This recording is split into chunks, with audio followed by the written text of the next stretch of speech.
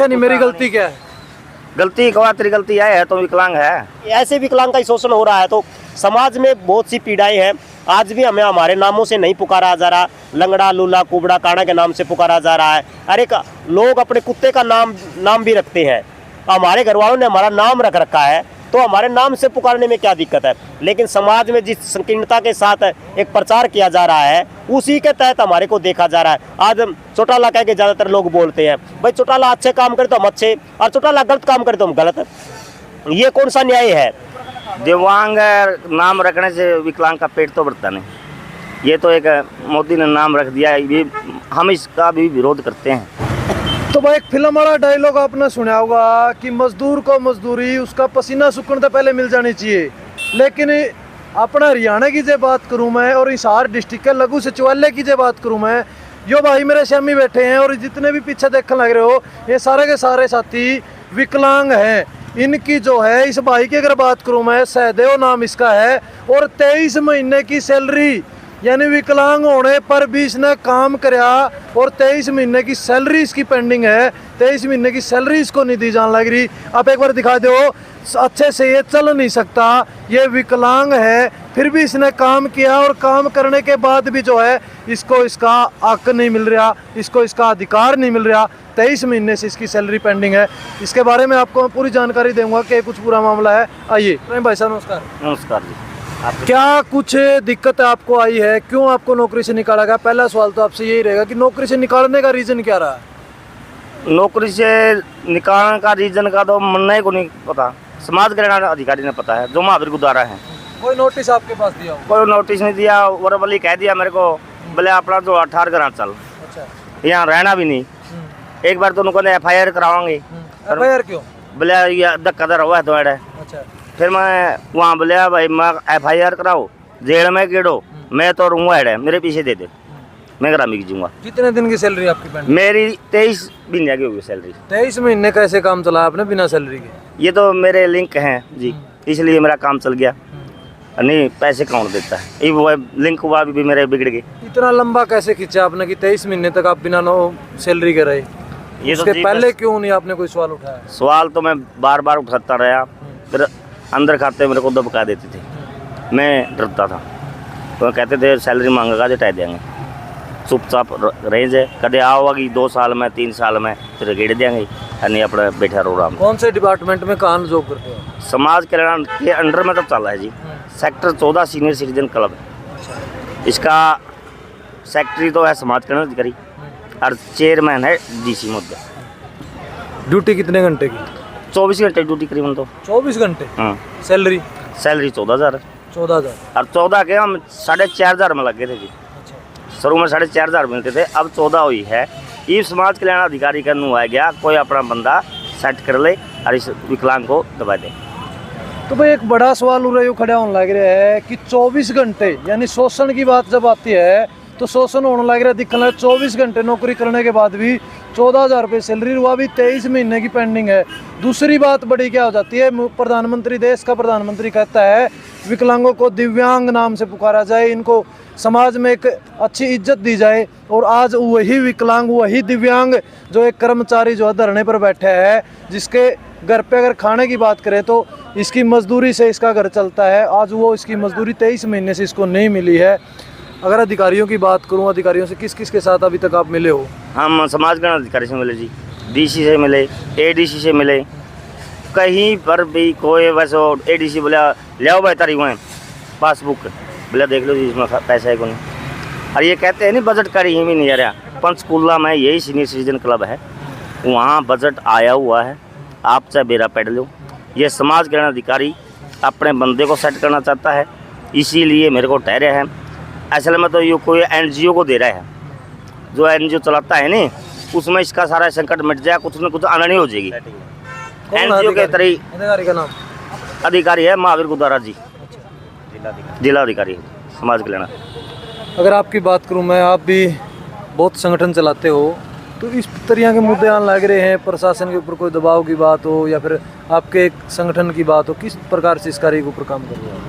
असल में इस साथी को पहले भी 1-2 बार ऐसी दबड़की दी गई थी, ज़्यादा पैसे मांगने के लिए। जब इन्होंने सैलरी मांगी तो जब 8-9 महीने की हो जाती थी तो इसको ऐसे ही बोल देते थे, तो लेकिन कई बार इसको हटाने की धमकी देते तो हम इसके उस बचाव के लिए हम कई बार गए भी हैं, और ये कहीं ना कहीं वो एक दबाव की वजह से इसको रख भी लेते थे। लेकिन अब उन्होंने पूरी मन बना लिया है कि अब इसको हम हटाएंगे। दूसरी बात वजह है, क्या लगती है आपको, क्यों हटाएंगे? देखिए एक तो बेरोजगारी इतने चरम सीमा पे पहुंच चुकी है, हर व्यक्ति को रोजगार की जरूरत पड़ रही है, जो बेरोजगार जो घूम रहा है, और सब अपनी अपनी सेटिंग करवाना चाह रहे हैं जिसके साथ लिंक है। तो इसका एक विकलांग है, क्या इसका एक खोटा विकलांग है? हाँ, ये इसका एक तरीके से वो खोटी मान रहे हैं कि इसका पीछे का कोई बैक नहीं है और इसको हटा के हम अपने साथी को एडजस्ट कर सकते हैं, ये इन लोगों का इस तरीके से मानना है। और ये चल रहा है, ये तमाम प्राइवेट एजेंसियों में भी चल रहा है, और जितने भी सरकारी डिपार्टमेंट हैं जिसके अंदर DC रेट के अंदर जो लग रहे हैं, कौशल योजना के तहत लगे, सब सेटिंग के हिसाब से लग रहे हैं। तो वो एक पूरे का पूरा एक प्रोपेगेंडा रच रहा है, और इनके कहीं ना कहीं पैसे का सेटिंग होती है, जो अधिकारियों तक पैसा जाता है, तो वो कहीं ना कहीं इसका नहीं जा रहा। तो ये एक बाहर की तौर से वो देख रहे हैं कि इसकी कहीं से कहीं यहाँ से चला जाए तो बढ़िया है। किस चीज़ का काम क्या करना पड़ता है आपको आपके लिए? मेरे को तो वहाँ बैठे रहना था, वो गाय बढ़ जो हुआ काट दी, बूढ़े आकर तो उनके साइन करवाने थे। चौकीदार हाँ, रीजन कुछ दिया हो, आपने पूछा हो किस वजह से आपको हटाया गया? कोई रीजन है को नहीं, सिर्फ उनका बजट को नहीं आंदा, बजट लियाना समाज कल्याण अधिकारी का काम है, कोई रीजन है को नहीं, अपने बंदे सेट करना चाहवा है, चाहे कोई NGO को देना चाहवा है, वह NGO को देकर। आपने पूछा नहीं मेरी गलती क्या है?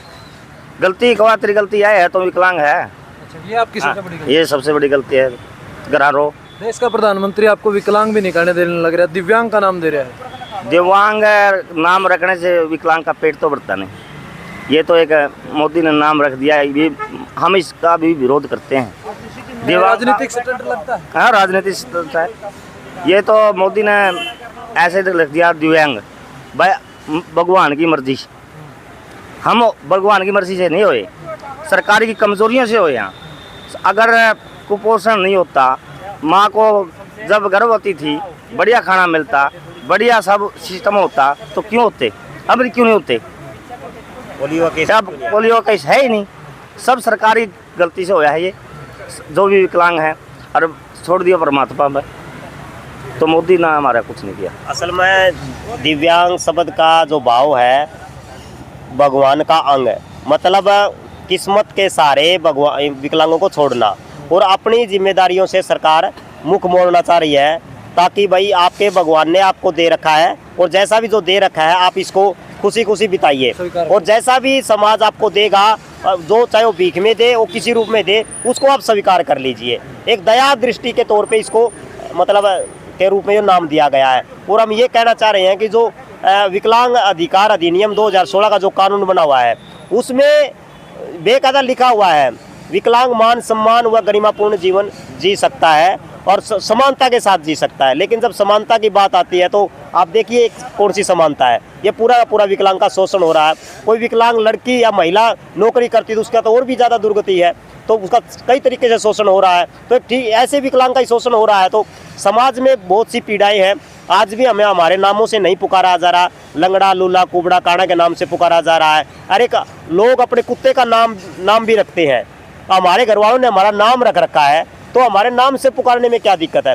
लेकिन समाज में जिस संकीर्णता के साथ एक प्रचार किया जा रहा है, उसी के तहत हमारे को देखा जा रहा है। आज चौटाला कह के ज़्यादातर लोग बोलते हैं, भाई चौटाला अच्छे काम करे तो हम अच्छे, और चौटाला गलत काम करे तो हम गलत। ये कौन सा न्याय है भाई? उसकी ज़िंदगी उसकी है, हमारी ज़िंदगी हमारी है। तो हमारे राजनीतिक लोगों के साथ हमें जोड़ के जिस तरीके से बदनाम करने का एक तरीका चलाया जाता है, ये बहुत ही गलत है। ये समाज में, ये सरकार को इसके ऊपर करना चाहिए, इन्वायरमेंट बिल्डिंग का काम करना चाहिए। विकलांगों के लिए जो रैंप नहीं है, रैंप बनाने चाहिए। जगह जगह रोड उनके हिसाब से नहीं है, लिफ्ट नहीं है बहुत से जगह पे, तो ऐसे उनके लिए बनाओगे वो तो ज़्यादा विकलांग खुश रह पाएगा, तो वो भी गर्व के साथ कहेगा हाँ मैं इस देश में रह रहा हूँ, मैं इस देश का नागरिक हूँ, मुझे मेरे देश पे गर्व है। मुख्यमंत्री जी तो करने लग रहे हैं, आपने देखा होगा 2-3 विकलांग थी और सम्मानित करने का काम भी कर रहे हैं। देखिए वैसे तो हमें रेड क्रॉस अधिकारी के पास 200 से अधिक लिस्ट भेज रखी है जिनको बैटरी वाली रिक्शा की ज़रूरत है, और समाज कल्याण अधिकारी से उन्होंने बातचीत भी करी होगी। मुख्यमंत्री आ रहा है तो भाई कोई रिक्वायरमेंट है क्या? और आप सिर्फ 2 विकलांगों को बैटरी वाली रिक्शा दे रहे हैं पूरे हिसार के अंदर। आज जबकि हिसार के अंदर 41,000 विकलांग है 2011 सर्वे के मुताबिक है, और अब जो 2021 लगा 23 लगी हुई है इसके मुताबिक देखें तो 70,000 से भी ज्यादा विकलांग बनते हैं। क्या उन पूरे हिसार के अंदर केवल 2 ही लोग थे जिन्होंने बैटरी वाली रिक्शा की जरूरत थी? वो भी 2 लोग कौन थे? सिर्फ प्रोपगेंडा रचने के लिए, ताकि देखो इन्होंने विकलांगों के ऊपर भी कितना ध्यान दिया है।